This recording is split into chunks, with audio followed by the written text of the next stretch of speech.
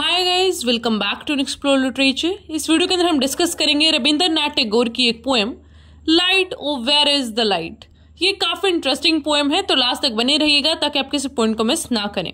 रविंद्रनाथ टैगोर का बर्थ हुआ था 1861 में और वो एक Bengali poet, writer, play right, composer, philosopher, social reformer और पेंटर थे। उन्होंने रिशेप किया बंगाल के लिटरेचर और म्यूजिक को, और उनको इंडियन आर्ट में भी काफी इंटरेस्ट था, तो he also change that in the late 19th और अर्ली 20th सेंचुरी। उनके father Debendranath Tagore closely associated थे ब्रह्म समाज के रिफॉर्मिस्ट मूवमेंट से। ब्रह्म समाज ने ट्राई करा था कि वो रिवाइव करेंगे जो मोनेस्टिक हिंदुइज्म है, बेस्ड ऑन उपनिषेद्स की, जो उपनिषेद्स की टीचिंग है उसके बेसिस पे हम कैसे रिवाइव करें हिंदुइज्म को। तो वो उनका टारगेट था, जो हमारा ब्रह्मो समाज था उसका। तो उनका जो इनिशियल पढ़ाई है वो होम ट्यूटरिंग से हुआ, बाद में उनको इंग्लैंड भेजा गया उनकी फॉर्मल एजुकेशन के लिए जब वो 17 साल के थे। बात करें थीम्स और सिंबल्स की, तो थीम यहाँ पे है स्पिरिचुअल लॉन्गिंग का। जो लाइट है उस वर्ड को बार बार रिपीट किया गया है to represent a deep spiritual longing, और यहाँ पे ये वर्ड लाइट रिप्रेजेंट करता है डिवाइन विजडम, ट्रुथ और एनलाइटनमेंट को। इमेजिनरी और सिंबल्स की बात करें तो सबसे पहला सिंबल है लाइट और लैंप। लैंप सिंबॉलिफाई करता है हमारे ह्यूमन सोल और हार्ट को।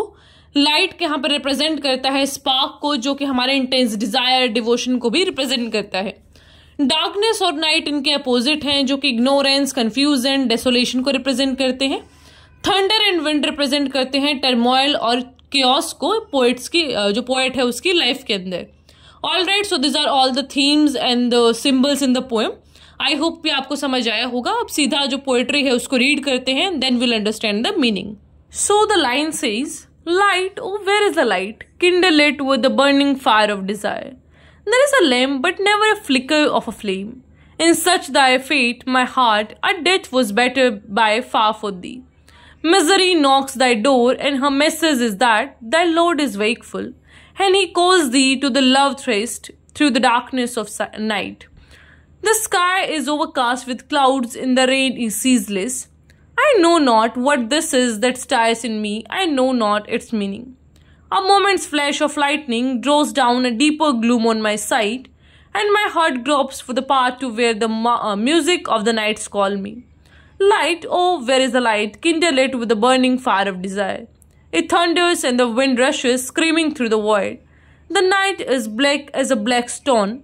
Let not the hours pass by in the dark. Kindle the lamp of love with thy life. तो जो फर्स्ट लाइन है वहां पे बार बार रिपीट किया गया है कि कहां पर है light. We have that sense of urgency है कि प्लीज जल्दी से जल्दी लाइट को ला दीजिए। यहाँ पे एक डिजायर दिखाया गया है। डिजायर एक स्ट्रॉन्ग फ्लेम है, एक फायर है जो कि बढ़ता ही जा रहा है। तो यहाँ पे जो डिजायर है वो बढ़ता जा रहा है फॉर द लाइट, और लाइट यहाँ पे मैंने पहले भी बताया डिवाइन विजडम को बोला गया है। तो यहाँ पे जो पोएट है वो बोलते हैं, now what is this light? Light है जो इस पोएम के अंदर वो बहुत सारी चीजों को रेफर करता है, हमारे स्पिरिचुअल जर्नी को, सेल्फ रियलाइजेशन को, सेल्फ अवेकनिंग को। तो ये सारी चीजें रिप्रेजेंट करता है लाइट। और लाइट है जो एक एक्सटर्नल सोर्स भी है थ्रू नॉलेज और या फिर कहें एजुकेशन, जो कि डार्कनेस या फिर इग्नोरेंस को हटा देता है। लाइट प्यार भी है, लाइट होप है, डिजायर है, इमोशनल ट्रबल्ड हर्ट को हार्बर भी देता है। मतलब कि एक इमोशनली हर्ट जो हर्टेड हार्ट है या फिर ट्रबल्ड हार्ट है उसको किनारा देता है ये जो लाइट है वो। तो एक फाइनल कॉन्टेक्स्ट में अगर हम बात करें तो वो एक इंडियंस इंडिपेंडेंस के कॉन्टेक्स्ट में बताया गया है कि जो फ्रीडम है हमारे देश का वो लाइट है हमारे लिए, हम सब के लिए, who were aspiring for the freedom of the nation. फिर लाइन 2 की बात करें तो जो लैंप है यहाँ पे वो ह्यूमन बीइंग या फिर उसके दिल को रिप्रेजेंट करता है। तो लैंप एक मेयर कंटेनर होता है लाइट का, कि हमारा जो बॉडी है वो मेयर कंटेनर है, उसके अंदर जो एक लाइट है, उसके अंदर जो एक सोल है, डिवाइन पावर है, उससे हम लाइट बोलते हैं, और वो ही हमारी जो लाइफ है उसको अलाइव बनाता है। इंसान सिर्फ एक ढांचा है, वो एक स्केलेटन है, अगर उसके अंदर सोल या फिर कहें लाइफ ना हो तो इसी तरीके से है कि अगर हमारे अंदर लाइट नहीं होगी तो we are not humans at all. तो वहीं पे अगर हम लैंप का एग्जाम्पल देखें तो लैंप भी जस्ट एक स्ट्रक्चर है अगर उसके अंदर कोई फ्लेम नहीं है तो। देन इज लाइन नंबर 3, यहाँ पे बताया गया है कि जो सोरो और मिजरी है, जो दुख है, वो हमारे दरवाजे पर नॉक करता है। मतलब कि जो हमारा इनर डार्कनेस है, ग्रीफ है, दुख, होपलेसनेस, निराशा है, वो हमेशा हमारे ऊपर डार्कनेस को बिछाने की कोशिश करती है, मतलब हमारी जो इनर पावर्स है, हमारा जो एक पॉजिटिविटी है उसको छुपाने की कोशिश करती है। तो यहाँ पे डार्कनेस कॉलोनियल रूल को भी रिप्रेजेंट कर सकती है कि जो इंडिया है वो एक डिवाइन लैंड की तरीके से है और उसके ऊपर जो ये फॉरेनर्स आके रहने लगे हैं, जो ये कॉलोनाइजर्स आके रहने लगे हैं, those are a kind of darkness on this divine land. फिर आती है line number 4, the overcast sky and the unending rain, कि ये जो ओवरकास्ट स्काई है और बिना रुकने वाली जो ये बारिश है, मतलब कि जो हमारी डिफिकल्टीज हैं वो खत्म होने का नाम ही नहीं ले रही है। Not a ray of sunshine can be seen, कि कोई भी आशा की किरण हमें नहीं दिख रही है।